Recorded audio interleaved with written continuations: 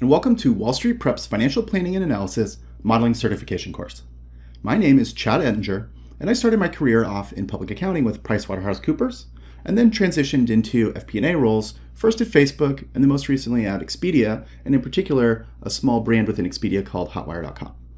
I'm going to be your instructor throughout this course, and my objective is to prepare you for a career in FP&A.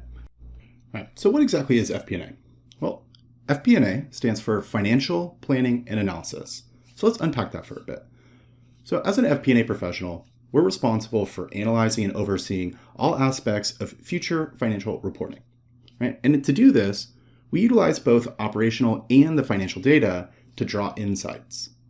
Right? We analyze trends in the past, present, and the future data, and we use this to develop insights that are necessary to support the business.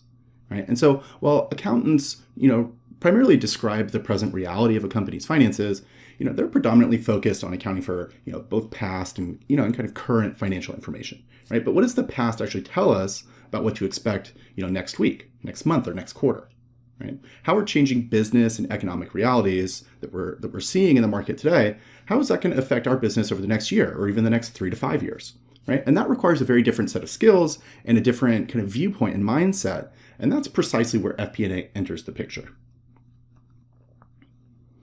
Right, and so FP&A, our responsibility is to take a step back from the details and to really understand the overall kind of bigger picture, right? And so how does that past and current financial information, what sort of clues does that provide about what might happen in the coming weeks and months, right? How could we expect, an increase in our revenues to affect our business, right? Is most of that going to drop to the bottom line? Are we going to be, still paying off fixed costs?